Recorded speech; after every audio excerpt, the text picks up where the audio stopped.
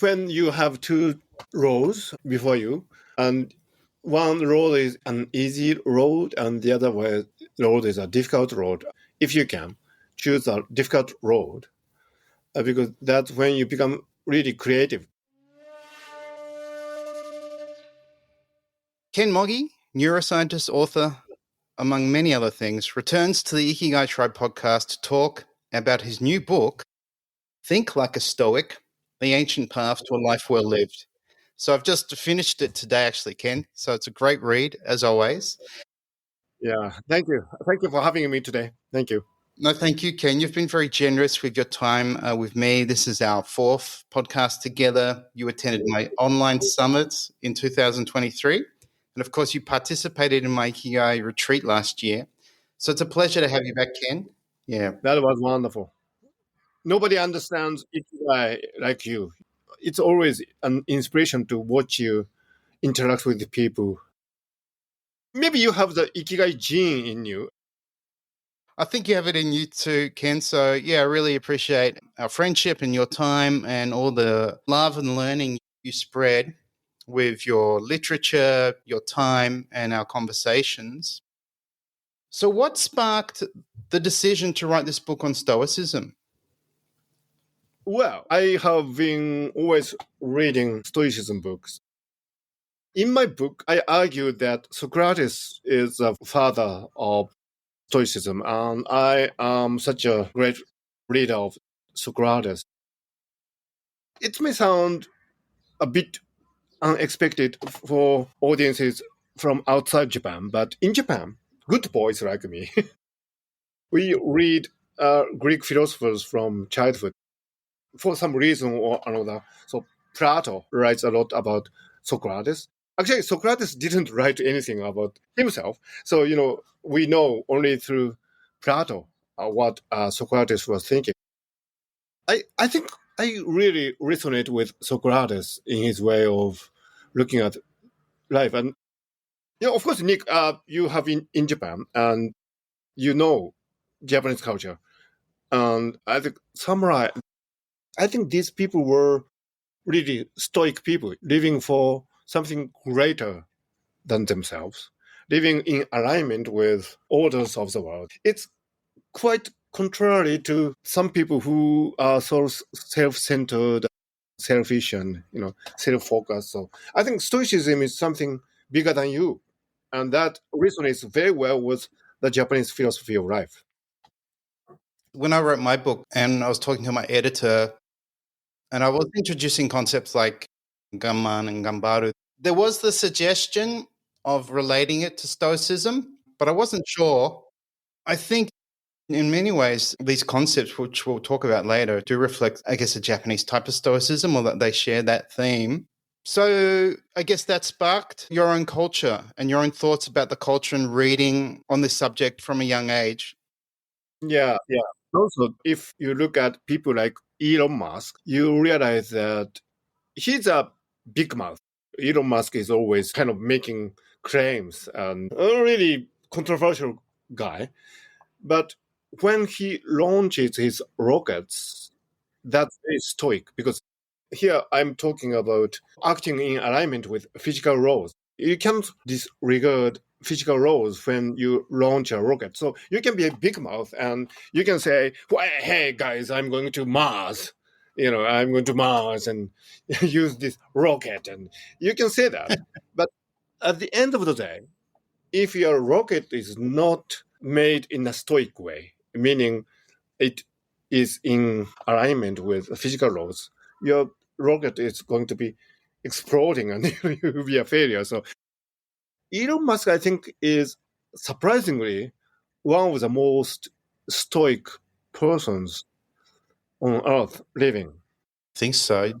Didn't he have 4 failures before he finally successfully launched? He was on the brink too financially. I think NASA lent him sort of a lifeline. So he risked it all to obviously pursue this goal of getting to Mars. I actually remember one day I showed my wife one of the launches and it affected her so profoundly that she actually cried. Really? Yeah. And I was surprised. And I thought, wow, it seemed to impact her in this way, like, wow, the human race has leveled up a little bit. So it is important, Stoicism, which we'll talk about today. But what I found really interesting is the dedication in your book, and I quote, dedicated to the first butterfly that I saw as a child. So do you want to touch on that? And do you actually remember seeing a butterfly for the first time? I wanted something poetic to start my book. And when my editor asked me, whom should I dedicate the book to, I thought maybe the first butterfly I ever saw as a child. Because do you actually remember the time you saw a I think butterfly? I do have the memory of the awe of seeing this little thing flutter about, and you have the desire to chase it. Comes as a total surprise. Of course, I'm in Japan and you were born in Australia, so we have different kinds of butterflies. For me, it's this sense of wonder about the world we live in. We are born into this world without any prior knowledge, unless you had some prior life. Some people do believe in that, but as a scientist, I don't believe in that. So I was born into this world without any knowledge, and I see a butterfly and, hey, what's this? Or when you see a really attractive person, a girl, for the first time, you remember that 4, 5 years old, and, hey, what's this? You remember that. All these wonders that come our way, I think that's very stoic because we respect the world. I have a question. So, Nick, I always thought that you are a very stoic person, self-disciplined, full of appreciation of the blessings of the world, all these gifts that come our way. So where does it come from? Is it your personality or your heritage? Where do you think it comes from, your appreciation of the world? That is an interesting question. I do ponder on this idea that we're born with this personality and we don't really choose it. And you often see this in a large family of brothers or sisters. They're all unique and different. Right. You would hope upbringing would have some positive influence. I guess if you have parents who encourage you to be grateful and appreciate and they offer valuable life lessons, Mm. and then maybe life experience also plays into it. But yeah, we seem to be born with this personality, which is sort of the foundation of who we become, how we interact with others, and maybe our level of appreciation. But I think also living abroad, for me, living in Japan for 10 years really exposed me to different mindset, different way of thinking. Also, seeing Japanese have so much of their cultures about appreciation to the point of kimarimon, set expressions, and the deep meaning, like something like itadakimasu. I just thought it meant, oh, I'm receiving food. But then later I understood it had this meaning of I'm receiving life, something has died, and it will sustain me as I eat it. We don't have those kind of set expressions in Australia. So I think it's a combination, but maybe it starts with your personality and your willingness to learn and be open to different cultures. What do you think? What you have just said is quite interesting for me because in my book, I try to connect Stoicism with modern and contemporary science. So I think this appreciation of the fact that you are receiving food, this food, as a result of some creatures living died for it. That's empathy, that's compassion, but also it's a scientific way of seeing things as they really are. We can sometimes be delusional. Some kids might have this delusion that foods are on the shelves of supermarkets, and if you go there, they are there for you, prepared. Some people do have that attitude. As you said, in Japan, we say itadakimasu, which means I'm receiving this food. And that's appreciation of the fact that we are all connected in the world. I am connected to you in some way or other. We have had some beer, well, actually, a lot of beer. So we are connected. Recently, I came across this really interesting idea about brain gut axis, and some research in Central America have shown that if you associate with people, you start to share the gut microbiota with other people. So the more you associate with people, you shake hands, you hug, and sometimes even you might kiss each other. Those interactions, actually, your microbiota shared. So that's a really fascinating idea. I think all these spiritual dimensions of itadakimasu or ikigai or stoicism, I think they have scientific foundations which we really need to appreciate. Well, it is a fascinating, I don't know what you call it, a philosophy or way of living. But what's interesting is the etymology of the word.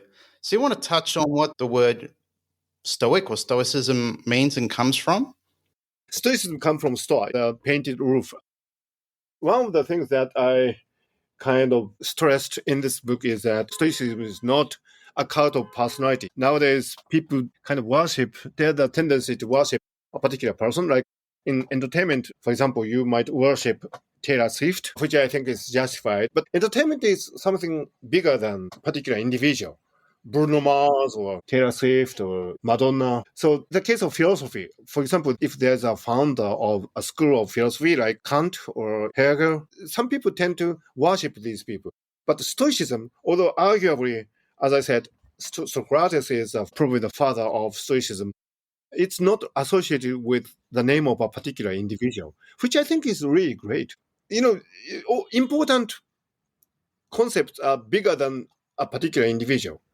So ikigai is bigger than me or you combined. So ikigai is something bigger than a particular person. The same can be said about stoicism. Stoicism is something bigger than a particular person. I think that's very important. I think it's important. I mean, it comes without the burden of, I guess, religion. So there's no feelings of guilt or having to follow some doctrines or have certain beliefs. You can sort of study Stoicism and relate it to your life. But the concept also has many interpretations, or it kind of has this image that you touch on in the book.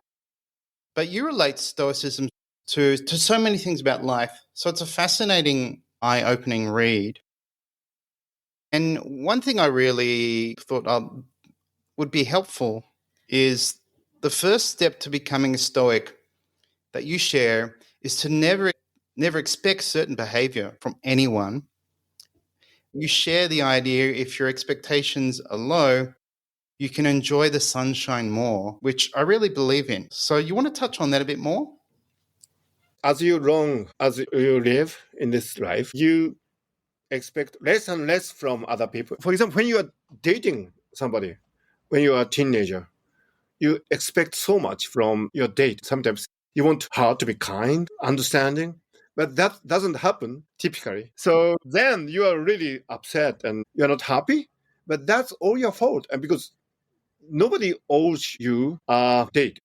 I mean, even in workplaces, your boss doesn't have the obligation to behave as you expect, and your parents also, your family members. And so, again, I framed Stoicism as a way of life in alignment with laws of nature. So, laws of nature tells you that other people don't behave in ways that you would like them to behave. That's science. I have been watching how you lead the Ikigai tribe. And you are always kind and generous, and you are not bossy. You are really natural, relaxed. And so that's stoic. That's very stoic, according to my definition. You don't expect too much from other people.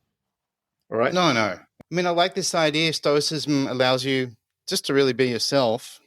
Of course, to like the work you do, growing a business, yeah, it's quite hard and challenging, but you definitely need the support of others. So I guess when you're seeking the support of others, like when I asked you to first do the podcast, obviously I'm going to do that with kindness and gratitude. And then when that's genuine, I guess you reciprocate, and now we have this friendship and connection. But yeah, if I was demanding and bossy, it probably wouldn't look too good for you and we wouldn't have this friendship. So I think, yeah, Stoicism's has this image that you're kind of alone and isolated with your thoughts and you're thinking, I've got to be this strong person, resilient. But Stoicism comes from interactions with others, relationships, understanding people and, obviously developing resilience, but also understanding I have expectations. These are my expectations, and I should manage them rather than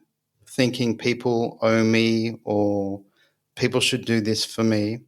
So I think that obviously comes with life experience as we become to understand the ways of relationships and obviously even like the laws of nature. You really go broad on this idea of stoicism. You even tie it to ikigai, stating that ikigai provides the feeling that what you are doing aligns with your perception of yourself and how you want to relate to others and to society at large. And that resonated with me because that's how I want to live my life. I want to be in alignment with people and the work that I do. Really, it's self-referential, and ikigai is your life. Do you want to touch on the relationship between ikigai and stoicism a bit more? I think Ikigai is about conversation. Actually, I went to Germany in August to meet my editor of Dumont. This is the Dumont version of Ikigai. And I'm really grateful for the fact that this book became the number one bestseller in nonfiction. And I went to the bookshops in Germany and my books were everywhere. They were selling better than Haruki Murakami. So I was surprised, but probably we share the same feeling here. We have just started to understand Ikigai, its broad implications. And as we have been discussing, I think alignment is one of the key concepts to come to a genuine understanding of Ikigai. We need to live in accordance with what nature has for us, or what human society has for it. And Ikigai is actually understanding of life's alignment with greater things. I think that's very Japanese. We have Grand Sumo tournament now in London happening today. Small wrestlers, they never boast. As you know, even if they win, they never boast out of respect for your opponent because your opponent wanted to win as well. So you never show joy on the small ring. That's a very beautiful expression of the fact that we live together and nobody is an island. All this scientific realization that we are social animals and no one is that special. You think you are special, but no one is that special in the society. Everybody is a piece of the greater picture. All these things, I think that's very much related to Ikigai and also Stoicism. So I think alignment is aligning yourself with greater things in the universe. I think that's the key common thread, if you like, these important concepts. Ikigai is very Japanese, but Stoicism is arguably very Western, very European, Greek, Roman. So combining Ikigai and Stoicism, I think, is a really great way to meet between the East and West. And that's what you're doing. Nick, you have been doing really wonderful work of that. Thank you. There are many, many things to be explored from here, I think. Well, it is true. I mean, I think I've only scratched the surface when it comes to learning about Ikigai, that there's so many more conversations to have and so many more books to read. So many people are writing research papers on it now, so that the body of work on Ikigai itself is growing. And this is connecting me to more Japanese and non-Japanese to talk about this.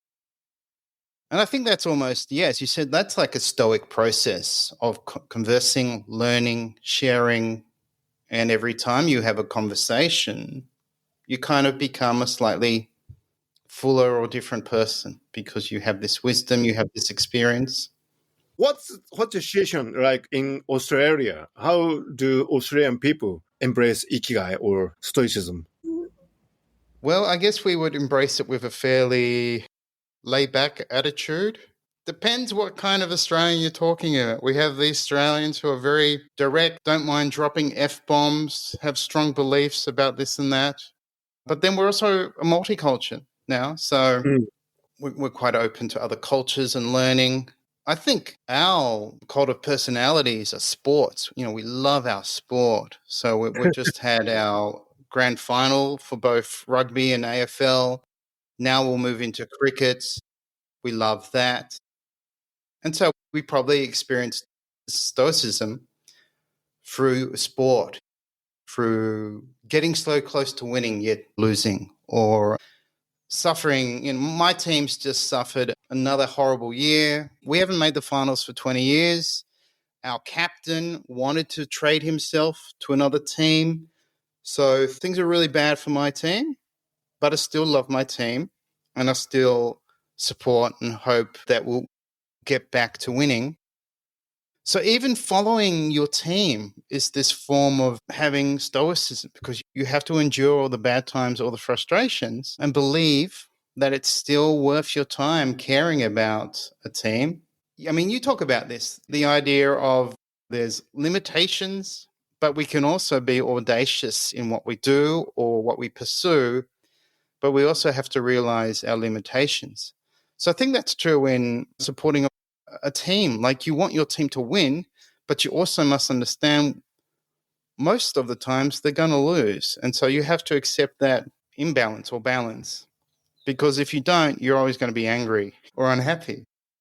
This, I think, is a very interesting point that you are raising, because I go to baseball because I love baseball. Shohei Ohtani is now playing in Los Angeles Dodgers, and probably baseball is not that big in Australia, but it's big in Japan as well as in the States.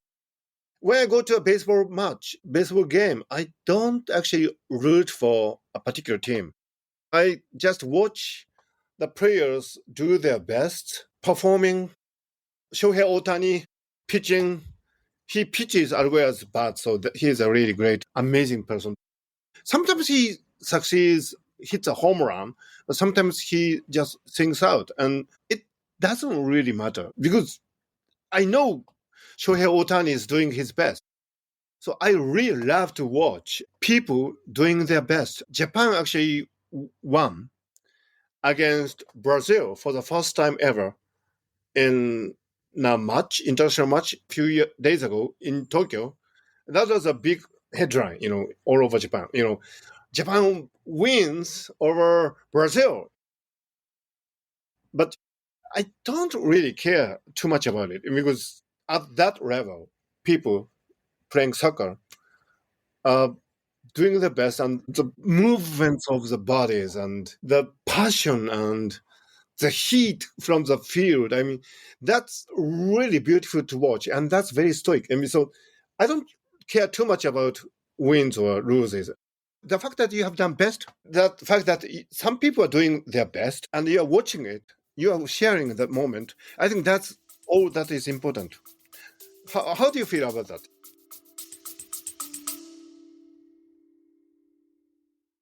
Hey, it's Nick here. Do you want to become an Ikigai coach? The Ikigai Tribe Coach certification is the only program supported and endorsed by Japan's leading Ikigai experts.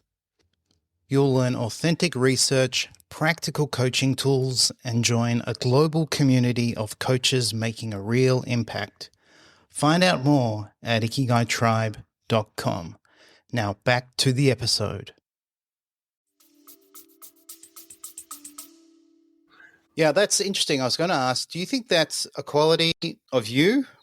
You've had a pretty unique life, and I think from a young age, I think you were reading meditations when you were 15, and you're a neuroscientist, you've traveled the world, you speak multiple languages, and you're obviously quite stoic. But I also know Japanese in general kind of have more appreciation for both. Whereas if I took you to a footy match, Ken, here in Australia, you'd see a lot of ugliness. You'd see a lot of swearing and people getting angry and yelling at the umpire and abuse. And then you'd see lots of happy people only because obviously they've won. I think it's beautiful that you can see the bigger picture. Is that a result of being stoic? You see the bigger picture. Yeah, this is interesting, isn't it? I mean, in the samurai era, of course, it was a life or death battle. But if you read Japanese classics, it's always about the losing side as well as the winning sides. For example, the most famous case is the Tale of Heike. It describes a really great battle between Heike and Genji clans. And Genji clan won, so they dominate Japan. But the story is about the Heike people, how they lose and how they weep and how they feel sad and all these literary descriptions of the losing side. It's actually one of the most famous tales in Japan. So it's quite interesting. Probably it's in the Japanese culture to see the winning side and losing side on the equal footing, and sometimes even sympathizing with the losing side. And I think that's quite in manga and anime as well. I mean, I think there's this more compassionate awareness in Japan and more this idea of doing the right thing. I know out of consideration for others, Japanese won't even share their good news. Whereas in the West, we have this tendency to want to celebrate. I got a new job or I've achieved this. And Japanese don't tend to do that. Yeah, that's quite interesting. Yeah, that's true. Yeah. I began to appreciate that a lot when I lived in Japan. Yeah. Yeah, because that's interesting because, I think in Japan, if you become quite successful, you don't show it because other people are not successful. That's a really interesting observation. I didn't realize that because it's something that is so natural here. But as you mentioned it, yeah, that's also really true. So we don't typically know who's got pay rise or who's got promoted, except for very close friends, because people do not broadcast it. Yeah, it's quite an interesting observation. Do your celebrations big time in Australia? Me personally, not really, but I'll share with family or my brother. But I mean, we have something similar. I think Ken, tall poppy syndrome. Once someone becomes quite famous or successful, if they become too famous or successful, like a tall poppy, we want to kind of cut them down and bring them back to earth. It's an Australian saying. So, tall poppy syndrome. We kind of celebrate wins and victory. So, we're not like Japan. Maybe we're in the middle of Japan and let's say somewhere like America where we don't want to overly celebrate ourselves and we don't like to see that in other people. So, we like to some degree to see people be humble. And it's true when you see the captain of a team being interviewed, and even if he's played the best game of his life, and he gets complimented, he'll say, oh, no, it was a great team effort today, and the other team did really well, which I think is a universal thing. But we have this awareness too, like if you get too famous or too well-known or you regard yourself too highly, then Australians will start to think you're a bit of a dickhead. We'll say something like that, he's a dickhead now. In my book, I have this quote, a rice ear hangs his head, its head low as it ripens. So this image of the rice head, kind of bowing, keep it low profile, that's a really important aspect of the culture. So yeah, that's quite interesting. And the same goes for Instagram. Of course, some Japanese people show really showy photos on their Instagram, but typically a Japanese person doesn't want to show how happy he or she is, what a gorgeous time they're having. That's not in our culture. I mean, that's perceived as American. I don't know if that's correct or not. Celebrity people on a big yacht and drinking champagne, and that's not us. Some Japanese people are infected by that virus and they do that, but that's not us. So that's quite an interesting observation, actually. Yes. That is a beautiful image, that idea that once a rice stalk the grains start to form, it's almost bowing. And Japanese see that as another symbol of being grateful for abundance. So you've obviously read Meditations by Marcus Aurelius. I'm wondering, did you read that in Japanese? Yeah, obviously, when I was a teenager, I did read it in Japanese. But when I was a university student also, of course, I read it in English. I wish I could have read it in Latin, but I haven't. Yeah, Marcus Aurelius. So for some reasons, Marcus Aurelius was always liked by Japanese people because of the emperor's humility, sense of humility. That resonates with the Japanese spirit, I think. So And did you know Miyako Kamiya translated the work? yeah, of course. So Mieko Kamiya, you identified her as the mother of Ikigai, and that's totally justified. She's a really wonderful person. So do you have any comment on that? I'm just curious, as somebody who is very well read, Mieko Kamiya. So do you have any comment on that? I'm just amazed at how much she accomplished, but how much she followed her own ikigai. So she had a love of languages. She learnt French living in Geneva, I think from late childhood to early teens. She then studied English, classical Greek. Then she wanted to study medicine, and then she formed this compassion or affinity with lepers and then wanted to understand them. And then that obviously led her to uncovering, what is Ikigai? So she was constantly learning and researching, and she achieved so much. She was even a tutor to the former Empress of Japan. She was an interpreter for the Tokyo War Crimes Trial. So she has like this incredible CV that is almost impossible to believe. A woman living in that time, 40s, 50s, 60s, 70s, highly unlikely for someone to be so prolific. And she wrote many books. She deserves as much recognition as some of her male contemporaries, but she doesn't get it, at least worldwide. She doesn't appear to be even well known now in Japan.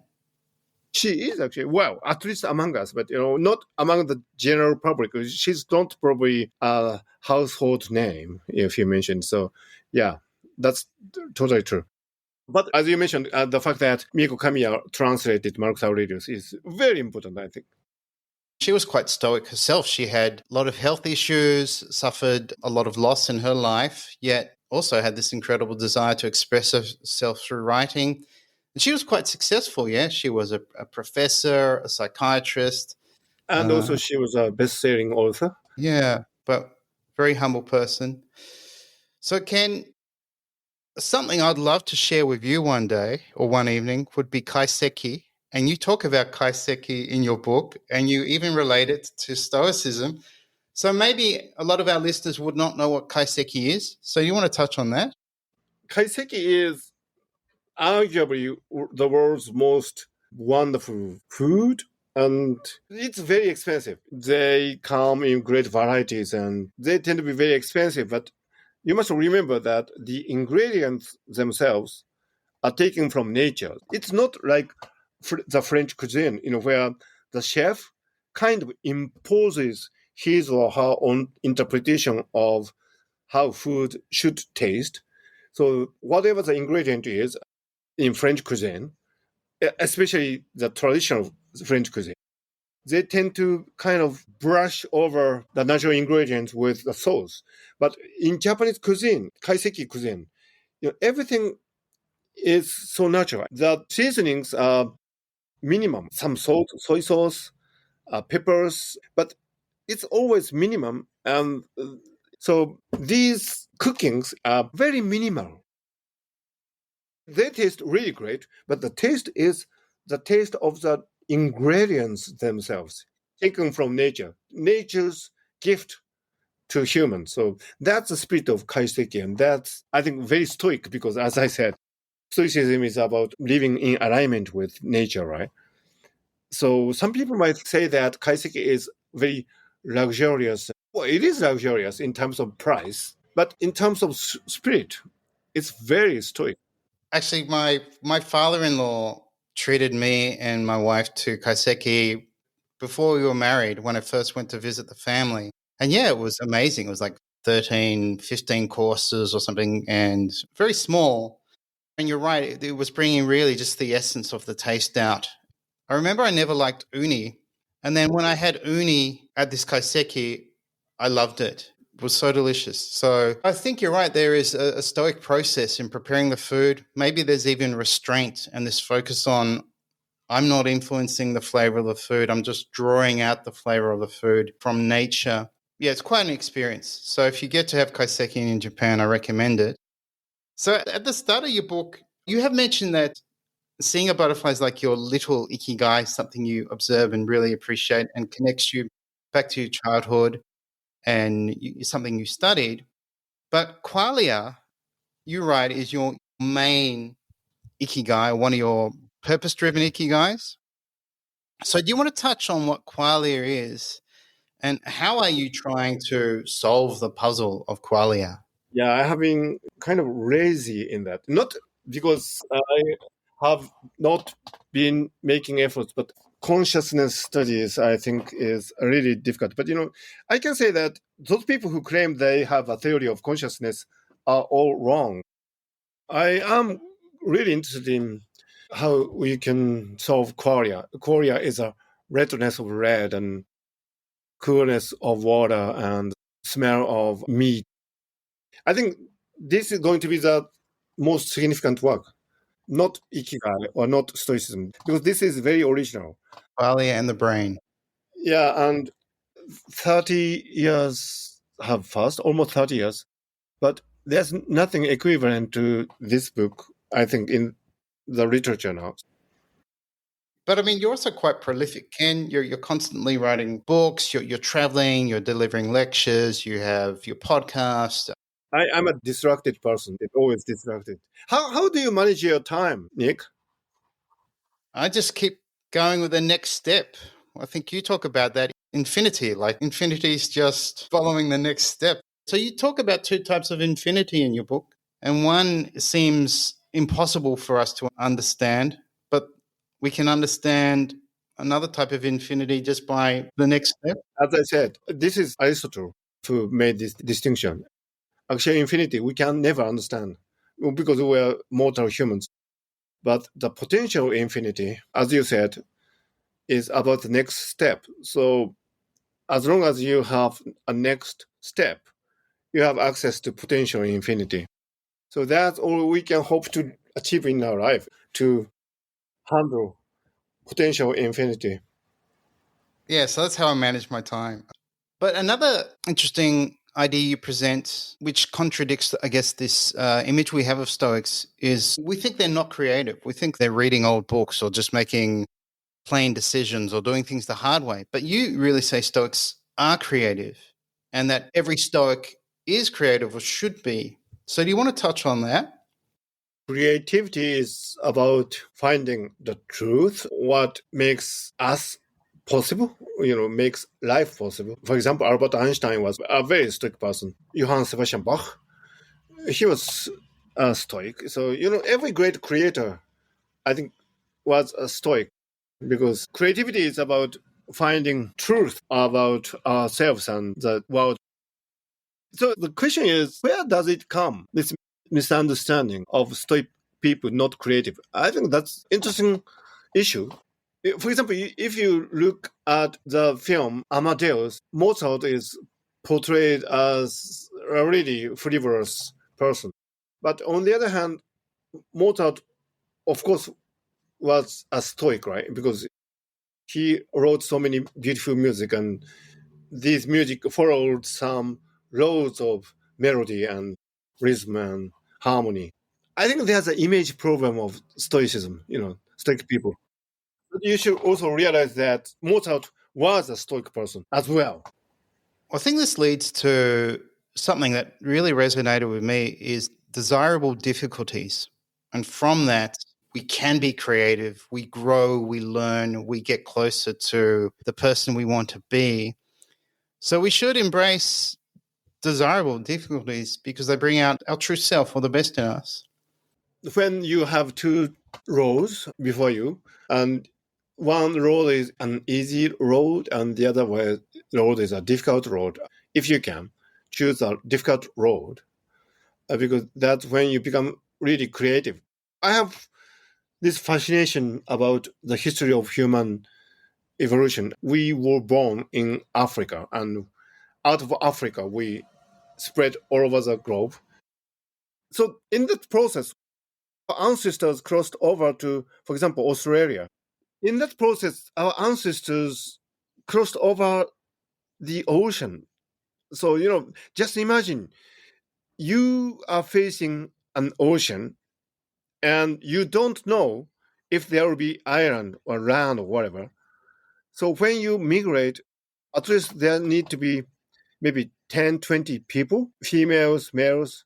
Otherwise, you cannot start a population once you get to Australia. So that's amazing, isn't it? So that's a really difficult road to be taken. But if our ancestors didn't take that road, we wouldn't be in Australia or South Africa, South America. So there are times when you really need to do that. I mean, to take the difficult road. That comes in when you wrote your first book, Ikigai. That was a difficult decision, wasn't it? But without that book, you wouldn't be here, right? Yeah, you're right. I mean, I didn't do well at school. I struggled. I really struggled with writing and spelling. So I've always had a very negative relationship with writing and lack of self-belief. But yeah, Ikigai was so important to me. I thought I need to express myself. I can do it through podcasts. I can do it through conversations. I can do it through videos. But it felt the book was the next step, the right thing to do. And I'm writing another book now. So you overcome these false beliefs or challenges. But I think your book, Ken, Think Like a Stoic's really timely because our lives have radically changed, let's say, for most people now in the last 5 years with AI. The uptake of ChatGPT was incredible. Like most people are using ChatGPT every day now. There's all this anxiety about the future. There's obviously positive aspects, but you talk about AI alignment, and there's obviously ikigai risks. There's even possible extinction. So, how does the Stoic piece help us with all this uncertainty and fear as our lives are radically changing? And there's also this fear we're not going to be thinking for ourselves. In my book, I wrote about Kazuo Ishiguro, the novelist, and his works are all about Stoicism. The most famous one is Remains of the Day, where the butler Stevens hides his love for his colleague, and that's very stoic. But also, Kazuo Ishiguro writes about artificial intelligence in his novel Clara and the Sun, and where the artificial friend tries to be kind to her human friend. And, that's kind of artificial stoicism. So we should really study how we can build AI that would behave like a stoic, restraining their ability, restraining their behavior. That's a really important field of research. Many people have been discussing so many things about it, and people don't have an answer yet. The Nobel Prize winning mathematician, Geoffrey Hinton, who is sometimes called the father of artificial intelligence, he says he doesn't have any idea how we can do that. So some people are really, really pessimistic about the future of AI. We might actually become extinct because of AI. That's the argument of some people. So we really need to study Stoicism seriously, how we can make artificial intelligence systems that would align with humans and also that align with the laws of nature. I think that's a very urgent topic, actually. You actually mentioned we might be moving from cult of personality, where we're fixated on people, cult leaders or rock stars or influencers, to moving to cult of statistics. That's interesting. You want to touch on what that means? I have written so many things that are interesting to me in my book, but that might be a hard sell. I don't know if this book will do well. My book takes time to kind of spread. So I have written so many interesting things, interesting to me, not necessarily interesting to the general public. So I'm not sure. But anyway, kind of statistics, yeah. Artificial intelligence systems, they obey statistical learning algorithms. If you take ChatGPT, as you know, no single author counts, whether it's Shakespeare, Kazuo Ishiguro, or any great writers, they are just bits of data in the great ocean of collective human writings. So no author, however great he or she might be, counts. That's the count of statistics. So we are just data. Hey, you, Nick, you are just data. I'm also just a piece of data, right? Whatever we write about Ikigai, it's just a really tiny part of what has been written already. So we don't count. We don't count, Nick, for AI. This is true. This is why you say we are all equally unimportant. So I think I found your book eye-opening. So if I'm recommending it, saying this will surprise you, because initially some ideas you kind of think, oh, is that Stoic? And then you realize, oh, actually, it is. So it's very eye-opening, and I recommend it. So if you want a new perspective or a broader perspective on Stoicism, obviously I recommend your book, Ken. And it's kind of refreshing, actually. I recommend Nick Kemp's Ikigai Kan. Also, his new book, upcoming book. When is it coming out? That'll come out December, so a year of Ikigai.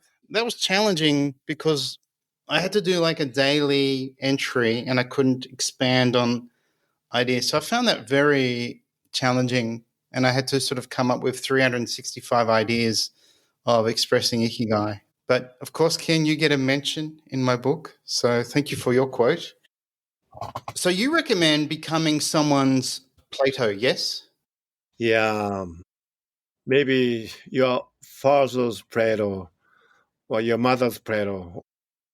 I like this idea that somebody's afterlife is in the memory of people who remembers them. So typically an afterlife is when you go to heaven and you have a wonderful afterlife.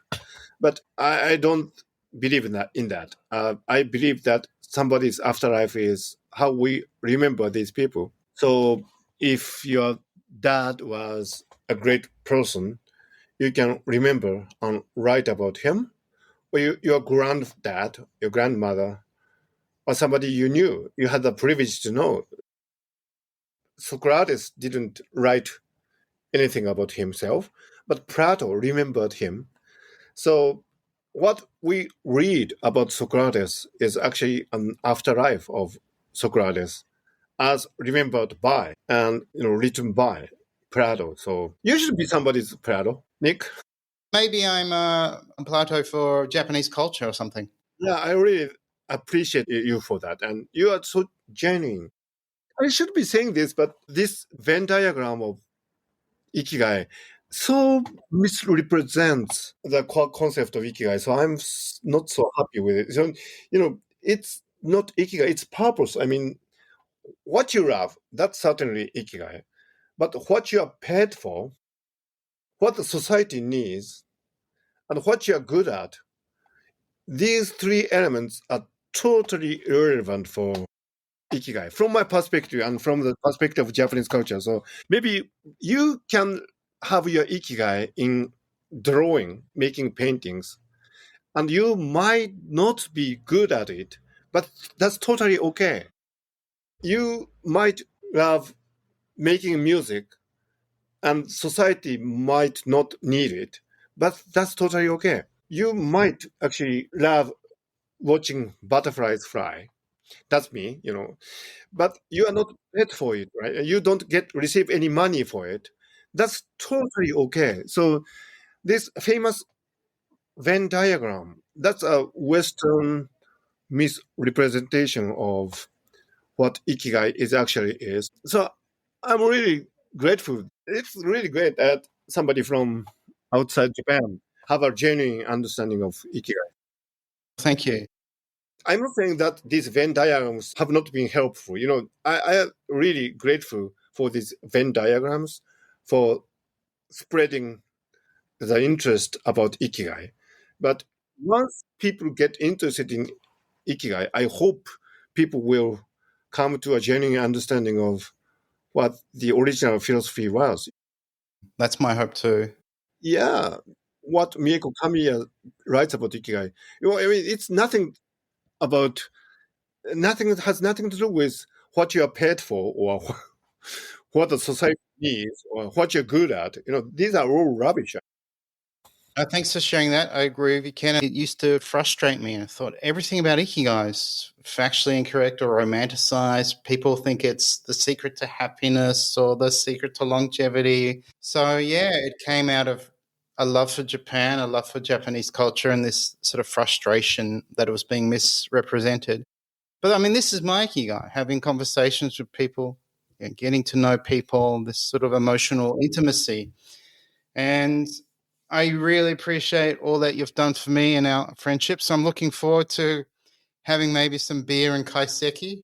Yeah, you really deserve applause. Thank you, Ken. But congratulations on your new book. So Thank you. Think Like a Stoic, The Ancient Path to a Life Well Lived. I highly recommend it. Very insightful. It will challenge your ideas about Stoicism, which is a good thing. So thanks so much for spending time with me today, Ken. Thank you, Nick. This episode was brought to you by the Ikigai Coach Certification Program, the only Ikigai Coach certification supported and endorsed by Japan's leading Ikigai experts. If you'd like to help others discover meaning and purpose in their lives, visit ikigaitribe.com to learn more.